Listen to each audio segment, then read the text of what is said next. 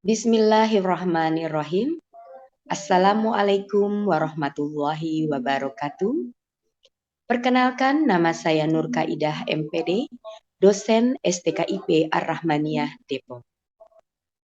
Bapak Ibu, pada kesempatan ini saya ingin melakukan pernyataan diri dosen dalam ujuk kerja Tridharma Perguruan Tinggi PDD UKTPT bidang pengajaran. Video ini terdiri atas dua bagian.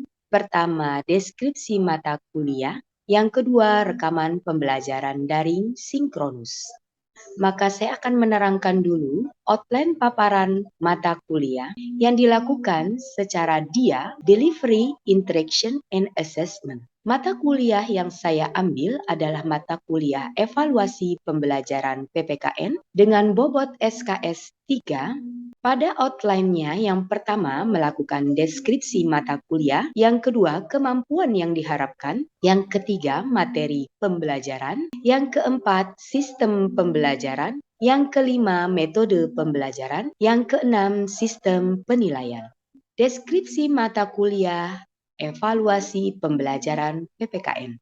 Mata kuliah ini dilakukan pada semester ganjil, bobot SKS 3 SKS, kode mata kuliah MKP, deskripsi mata kuliah.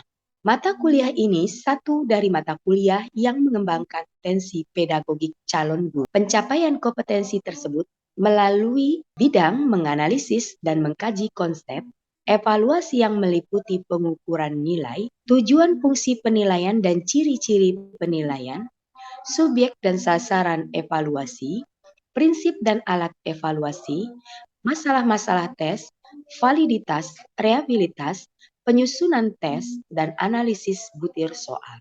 Maka mahasiswa sebagai calon guru yang bekerja sebagai tenaga pengajar dapat memahami dan mengerti untuk mengimplementasikan dalam kegiatan pembelajaran di sekolah maupun dalam kegiatan penyusunan instrumen penelitian pendidikan. Kemampuan yang diharapkan. Pertama, menunjukkan sikap peduli dan peka terhadap lingkungan masyarakat di bidang keahliannya. Yang kedua, setelah berpartisipasi secara aktif dalam proses perkuliahan, evaluasi pembelajaran PPKN, mahasiswa diharapkan memiliki kemampuan membuat instrumen evaluasi pembelajaran PPKN. Yang selanjutnya, capaiannya adalah menganalisis dan mengkaji konsep evaluasi yang meliputi pengukuran, penilaian, tujuan fungsi penilaian dan ciri-ciri penilaian, subjek dan sasaran evaluasi, prinsip dan alat evaluasi, masalah-masalah tes, melakukan validitas soal dan melakukan reliabilitas soal, penyusunan tes dan analisis butir soal. Yang selanjutnya, mengembangkan sikap mental mahasiswa yang baik dan memiliki pengetahuan, keterampilan sosial maupun keterampilan di bidang pendidikan maupun intelektual. Menumbuhkan dan membangun sikap kritis dan konstruktif serta tanggap terhadap isu-isu masalah pendidikan yang berkaitan dengan PPKN. Materi pembelajaran pada silabus ini, poin-poin dari pembelajaran yang dituangkan di dalam mata kuliah ini, pertama adalah konsep dasar evaluasi, hakikat dan kedudukan evaluasi dan pembelajaran. Yang kedua, fungsi dan kegunaan evaluasi. Yang ketiga, prinsip-prinsip evaluasi. Yang keempat, jenis-jenis penilaian. Yang kelima, objek penilaian hasil belajar. Yang keenam, langkah-langkah menyusun instrumen penilaian. Lalu dilakukan UTS dan dilanjutkan dengan materi mengembangkan instrumen penilaian, syarat tes yang baik, mengembangkan soal jawaban singkat, pengembangan soal benar dan salah, lalu mengembangkan soal menjodohkan, mengembangkan soal pilihan ganda, dan mengembangkan soal uraian. Lalu analisis soal secara kualitatif dan kuantitatif, pengertian nilai portofolio, kelebihan dan kekurangan penilaian portofolio, langkah penilaian portofolio, selanjutnya materi tentang prinsip-prinsip pemberian nilai, remedial dan pengayaan KKN, penyusunan program remedial dan pengayaan. lalu membuat pengolahan data hasil belajar, laporan hasil belajar. Terakhir, dilakukan evaluasi ujian akhir semester. Sistem pembelajaran yang dilakukan pada mata kuliah ini, sistem pelajaran daring sinkronus virtual Zoom meeting platform tatap muka. Asinkronus perkuliahan tidak langsung dengan penugasan melalui LMS Siakat. Video pembelajaran, Jamboard, Mentimeter, lembar kerja, RPS bisa dilihat di Siakan. UTS dan UAS. Metode pembelajaran interaksi antara guru dan mahasiswa menggunakan metode kuliah diskusi, tanya jawab, lalu penugasan. Sistem penilaian, yaitu menggunakan rubrik diskusi, lalu ada portofolio dan penugasan kelompok media, pembuatan materi evaluasi penilaian. Hasil ini bisa ditayangkan di pembelajaran pada saat itu, dievaluasi pada diskusi Jamboard. Bagian kedua, mari kita saksikan tentang rekaman pembelajaran daring sinkronus pembelajaran PPKN.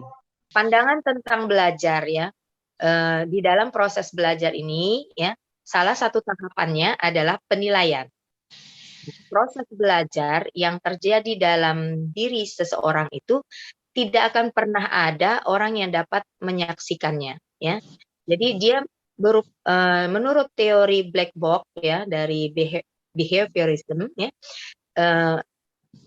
bahwa peningkatan dari kemampuan seorang itu tidak akan terukur apabila tidak ada penilaian. Jadi tidak akan diketahui peningkatannya apabila tidak ada penilaian. Nah, yang kedua tentang belajar ini adalah proses belajar tersebut telah terjadi dalam diri seseorang. Ini dapat disimpulkan hanya dari hasilnya, yaitu apa yang dapat dilakukan orang tersebut dibandingkan dengan sebelum dia melakukan proses belajar. Ciri-ciri dari penilaian yang akan kita lakukan atau pengukuran dalam bidang pendidikan ya. Nah, pengukuran atau disebut sebagai penilaian tidak dapat dilakukan secara langsung, tapi hanya didasarkan pada indikator-indikator atau gejala-gejala yang nampak ya dari hasil variabel observed ya. Nah, oleh karena itu, masalah ketepatan alat ukur ini penting dilakukan. Apakah alat ukur ini sudah valid atau tidak? Jadi, kalau alat ukur ini tidak valid ya, soal-soal ini tidak valid ya, maka akan terjadi masalah tersendiri ya pada hasil siswanya. Nah, variabel laten ini ya, vs variabel observed ini harus saling berkaitan ya. Penilaian berfungsi sebagai selektif. Bisa memilih peserta tes yang dapat diterima untuk melanjutkan studi ke jenjang pendidikan yang lebih tinggi. Untuk calon pegawai, misalnya calon guru atau sebagainya ya. Dalam proses penilaian, kita harus memperhatikan yang namanya prinsip-prinsip dalam menilai. Ya, prinsip penilaian pertama kita lihat dari mendidiknya. Di mana seorang guru mampu memberikan sumbangan positif terhadap peningkatan pencapaian belajar peserta didiknya. Jadi hasil penilaian kita itu harus dapat memberikan umpan balik dan memotivasi siswa peserta didik kita ini untuk lebih giat belajar. Bukan untuk menghardik atau memberikan komentar untuk menjatuhkan mental. Nih si A, lihat dong dia rajin belajar jadi nilainya bagus. Nah, kamu bagaimana? Nggak belajar ya? Gitu ya misalnya. Kok nilainya jelek? Dari kemarin nilai kamu selalu jelek. Nah, ini tidak boleh. Ya, hasil belajar yang belum didapat siswa secara maksimal itu harus kita evaluasi. Apakah kekurangannya terhadap siswa tersebut, ataukah kekurangannya pada soalnya yang dia tidak mampu menyerapnya, ataukah kepada kita sendiri yang membuat soal itu tidak valid atau tidak sesuai dengan pembelajaran yang kita berikan. Nah, soal kalau kita sudah bisa menganalisis siswa kita di awal, itu kita akan memiliki kemampuan bahwa siswa kita itu punya kemampuan rendah, maka kita harus membuat soal sesuai dengan kemampuan siswa kita itu. Nalar dari hasil kemampuan siswa itu. Kenapa demikian? Penting penilaian ini secara terdidik untuk diberikan pengukurannya, karena setiap anak didik kita di rumah itu berbeda-beda pemahaman kemampuan. Mungkin ada orang tuanya yang di rumahnya memang dia doktor, ya, dosen atau sebagainya. Dan ada juga mungkin orang tuanya hanya berpendidikan rendah atau tidak sekolah. Nah, ini harus kita pahami bahwa siswa yang memiliki orang tua lebih peduli dari pendidikannya terhadap anaknya, itu kemampuan nalarnya biasanya lebih matang, lebih bagus ya, lebih baik. Dan wacana dari bahasanya atau pola pikirnya itu akan lebih berkembang dibanding anak yang orang tuanya yang tidak perhatian terhadap pendidikan atau dibiarkan saja. Nah, ini harus kita pahami bahwa kemampuan anak untuk mendapatkan pengetahuan ya, itu berbeda-beda. Oleh sebab itu, sebelum pengukuran akhir ya, penilaian akhir, perlu penilaian awal karena setiap peserta didik ini kita berikan nilai karena di kelas itu pasti ada siswa yang kemampuannya low. Nah, kemampuan low ini bergaris lurus biasanya dengan tidak ada perhatian dari orang tua. Nah, oleh sebab itu kita harus bisa mengukur bagaimana capaian pendidikan kita ini tetap tercapai kepada dia, ya, kepada peserta didik kita yang low ini, tapi kita merubahnya di soal. Soal itu kita ubah dengan bahasa yang sangat mudah dipahami, tapi tidak mengurangi konten dari materi yang kita berikan. Ya, jadi itu sangat membantu dia untuk memotivasi dia bahwasanya dia bisa. Suatu saat, ya, tidak menutup kemungkinan dia akan karena motivasi itu, dia akan mencapai apa yang tersejajar dengan teman-teman lain. Biasanya itu hanya mengawali.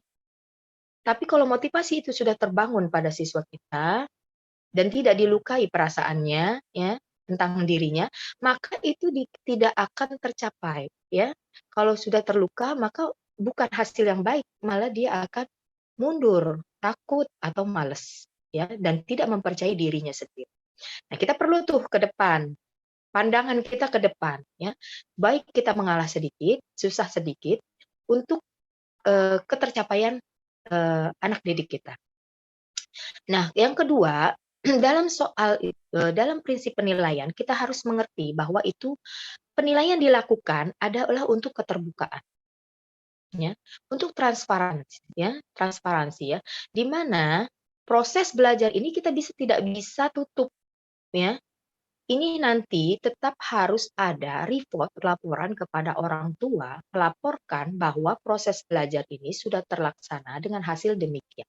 Bahwa anak itu memiliki peningkatan dari hasil belajar yang dilakukan pihak sekolah. Jadi prosedur penilaian ini, kriteria di mana ditentukan kriteria dari penilaian ini dasar dari pengambilan keputusan yang harus diketahui oleh pihak terkait. Apalagi ya, sekolahnya adalah sekolah swasta. Ini sangat penting gitu ya, hasil dari transparansi nilai ini sangat menentukan gitu ya, bagaimana orang tua memandang dari proses belajar itu.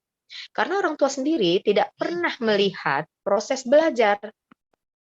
Dan orang tua mempercayakan proses belajar itu kepada pihak sekolah dan dibantu orang tua di rumah. Nah, di mana proses ini perlu adanya hasil nyata gitu ya, berupa laporan report bahwasanya proses belajar itu peningkatan peserta didik kita sampai sini Bu, gitu ya. Nah, kita anggap bahwa orang tua yang menitipkan anaknya ke sekolah kita itu adalah konsumen terbaik kita. Makanya kita harus memberikan laporan penilaian itu semaksimal mungkin. Nah, yang ketiga, prinsip penilaian yang harus dilakukan adalah menyeluruh. Jadi harus meliputi semua aspek kompetensi yang dimiliki siswa dari nilai-nilai tersebut. Penilaian ini harus menyeluruh, meliputi ranah pengetahuan kognitifnya, psikomotoriknya, afektifnya, dan direfleksikan dalam kebiasaan berpikir dan bertindak. Ini hasil dari jadi dari hasil penilaian ini diharapkan menjadikan anak didik kita, siswa kita ini memiliki kebiasaan-kebiasaan berpikir, kebiasaan bertindak. Jadi tidak hanya dalam ranah penilaian kuantitatif, ya. Jadi ada hasil proses belajar dan penilaian itu menghasilkan suatu kebiasaan berpikir dan bertindak baik sesuai dengan goals kurikulum kita. Di dalam prinsip penilaian itu ada proses penilaian terpadu dengan pembelajarannya. Jadi menilai apapun yang dikerjakan peserta didik kita dalam kegiatan belajar mengajar itu kita dinilai baik itu dari semua aspek, ya, baik itu kognitif, psikomotorik, afektifnya, ya. Nah, ini harus terpadu, ya, semua saling berkaitan. Jangan satu bagian saja, ya. Jadi harus mencakup keseluruhan. Nah, prinsip penilaian berikutnya adalah objektif.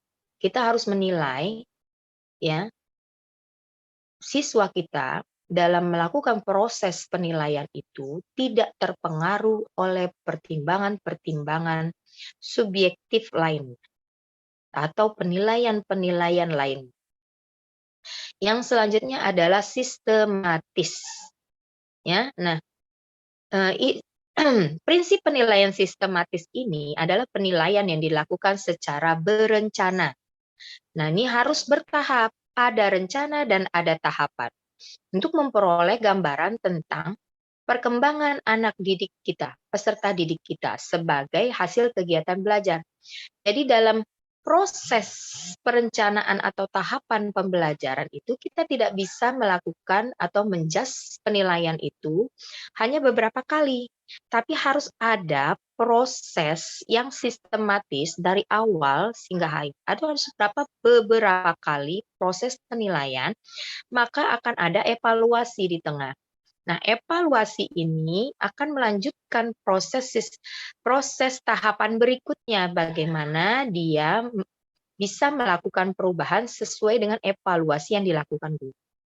Ya, jadi guru ini harus terus mengevaluasi, merencanakan, melakukan tindakannya, lalu mengevaluasi hasil belajarnya, melakukan pembelajaran lagi dengan hasil evaluasi yang kemarin, lalu kemudian proses lagi sampai hasilnya itu adalah hasil yang kita harapkan, yang guru harapkan, ya.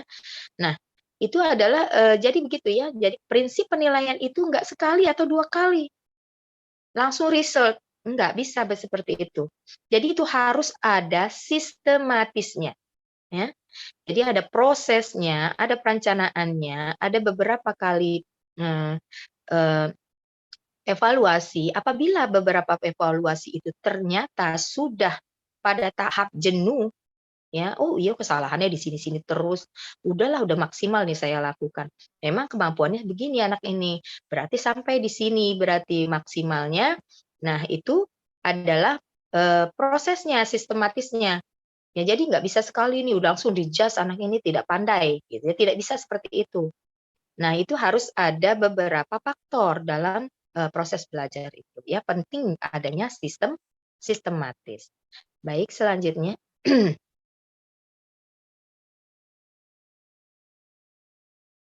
Nah, Baik, prinsip penilaian berikutnya adalah harus berkesinambungan. Nah, ini dilakukan harus terus-menerus sepanjang berlangsungnya kegiatan belajar. Ya, tidak sampai di tahap kelas 1 misalnya, dia masih berkendala dalam hal belajar. Misalnya belum bisa baca di kelas 1, maka akan terbawa di kelas 2, sementara beban belajar itu akan lebih berat dibanding di kelas 1. Ya. Lalu di kelas 2 dia belum bisa baca, sementara proses belajarnya sudah berbeda, bukan membaca atau, kata ya. Nah, di sini itu ada proses berkesinambungannya.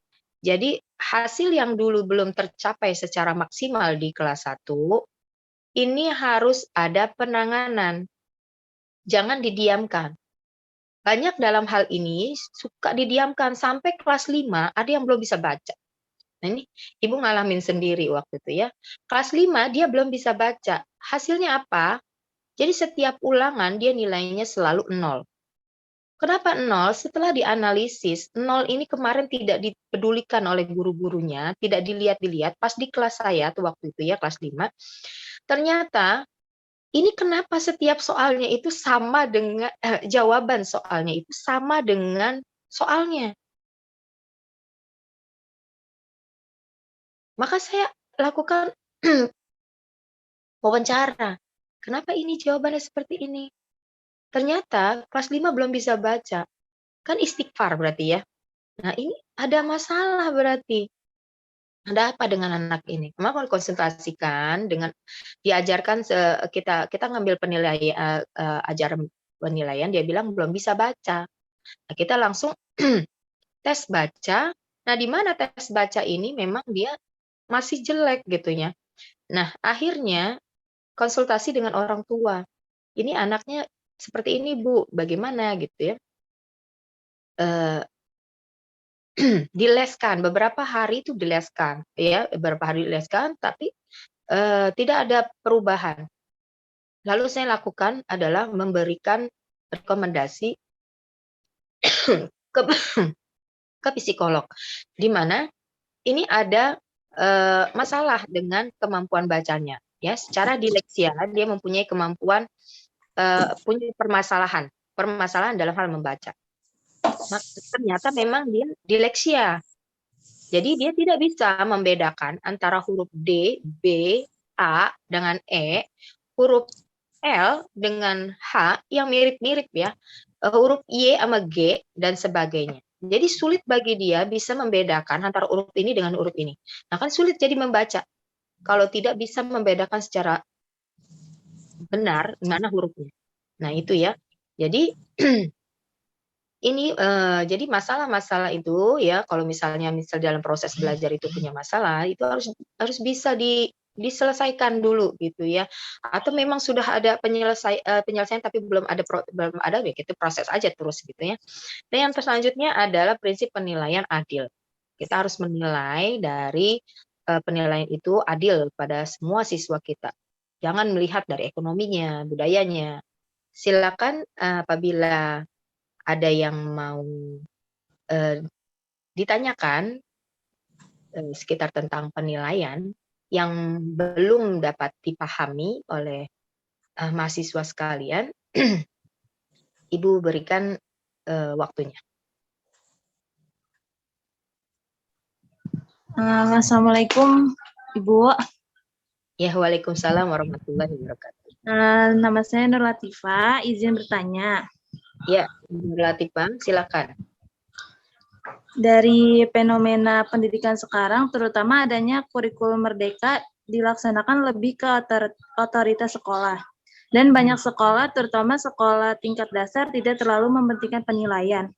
Dan evaluasi penilaian jenjang SD seperti ujian nasional juga ditiadakan untuk menentukan hasil kelulusan. Bagaimana pandangan Ibu? Terima kasih. Ya, baik. Terima kasih Bu Nur Latifah, Mbak Nur Latifah ya. Ya, bagus sekali. Memang fenomenanya pada saat ini, terutama ya sekolah-sekolah misalnya yang tidak berbackground terlalu memperhatikan tentang pendidikan Dignas gitu ya. Ada beberapa sekolah misalnya sekolah yang misalnya kayak sekolah alam atau sekolah sekolah Quran atau sekolah yang notabene lebih memfokuskan pada kurikulum mereka, lokal mereka daripada kurikulum Diknasnya, itu memang ada ya. Jadi tidak karena ini tingkat dasar, maka mereka tidak membebani siswanya untuk tes-tes yang kira-kira nanti akan hasilnya itu mengecewakan gitu ya, atau membuat down cara berpikir siswanya. Nah, ini tapi bisa jadi ini suatu kesempatan bagi anak-anak yang mempunyai kemampuan-kemampuan, skill-skill tidak harus di akademiknya. Ya, jadi ada skill-skill prestasi-prestasi itu diunggulkan pada saat ini ya. Jadi siswa itu diterima di jenjang berikutnya itu berdasarkan prestasinya, tidak harus nilai angkanya ya. Nilai dari rapotnya. Nah, ini kesempatan bagi siswa-siswa yang mungkin motoriknya lebih dominan daripada afektifnya dia ya, dari nah, mungkin nih sebagian orang mungkin menganggapnya ini baik, tapi ada sebagian juga menganggapnya ini tidak akan terukur bagi kemampuan nasional gitu ya. Ini bagaimana misalnya kemampuan secara nasional kalau tidak ada tes maksudnya ujian nasional. Nanti bagaimana mengukur keberhasilan pencapaian secara misalnya provinsi gitu ya dan sebagainya. Nah, itu bisa jadi juga benar gitu ya. Mungkin tapi mana yang lebih penting? Adalah kepentingan siswanya ataukah kepentingan dari statistik pengukuran daerahnya? Itu bisa dilakukan sendiri gitu ya, bagaimana caranya gitu ya. Jangan harus mengorbankan perasaan dari siswanya ya. Karena ini kalau sudah mengenai mental maka akan masuk pada kehidupannya selanjutnya gitu ya. Nah, mungkin sampai begitu Mbak Nur Latifah. Iya, baik. Terima kasih, Bu. Ya, sama-sama. Ada lagi yang mau bertanya? Ibu, selamat siang. Saya mau coba bertanya. Silakan Mbak Anastasia. Tadi kan dari penilaian sebenarnya kayak kurikulum Merdeka sendiri itu kan tadi Ibu bilang bahwa memang udah nggak mementingkan penilaian gitu ya Bu ya. Tapi kita misalnya sebagai guru ini tetap harus nggak sih kayak misalnya menetapkan standar penilaian kayak misalnya saya ngajar PPKN. Untuk lulus di mata pelajaran saya, walaupun pemerintah udah nggak menetapkan harus ada KKM, apakah tetap kita harus punya standar, Bu? Atau ya udah biar aja semua lulus gitu, Bu? Terima kasih, Bu. Ya, untuk pengukuran penilaian ini tetap penting.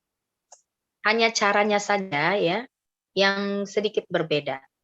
Mungkin yang model konvensional yang dulu mungkin sudah tidak kita gunakan karena berkaitan dengan human-nya ya, jadi berkaitan dengan manusianya gitu ya. Jadi agak berbeda saja bentuk penilaiannya, tidak membentuk penilaian yang banyak soal, misalnya soal sampai 50 soal, ngedrill tiap minggu ya. Nah, itu terlalu berat bagi siswa ya. Jadi jadi dibuatlah penilaian itu yang memudahkan siswa, yang tapi capaian pembelajarannya tetap tercapai. Karena bagaimanapun juga dalam proses penilaian itu penting dilakukan.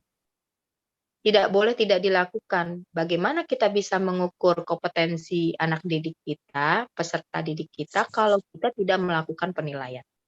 Nah, hanya caranya saja. Mungkin ya tadi yang seperti Ibu bilang, ada yang berupa penilaian itu misalnya pakai kuis gitu ya.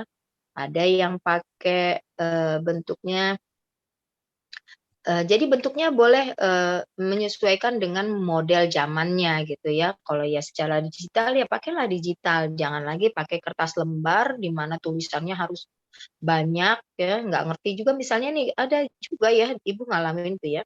Jadi soal untuk kelas 2 kelas 1, kelas 2, tapi tulisannya kecil-kecilnya untuk anak kuliahan gitu ya.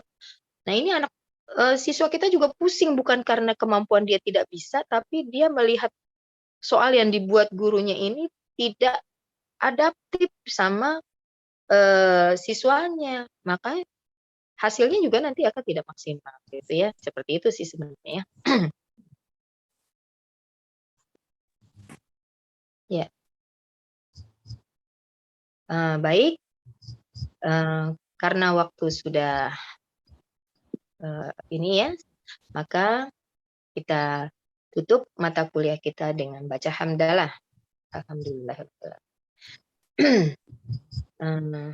Ibu mohon pamit ya, semoga semua dapat dipahami dan dimengerti. Wabillahi taufiq wal hidayah. Wassalamualaikum warahmatullahi wabarakatuh. Demikian pernyataan diri dosen di bidang pengajaran telah selesai. Akhir kalam, wabillahi taufiq wal hidayah. Wassalamualaikum warahmatullahi wabarakatuh.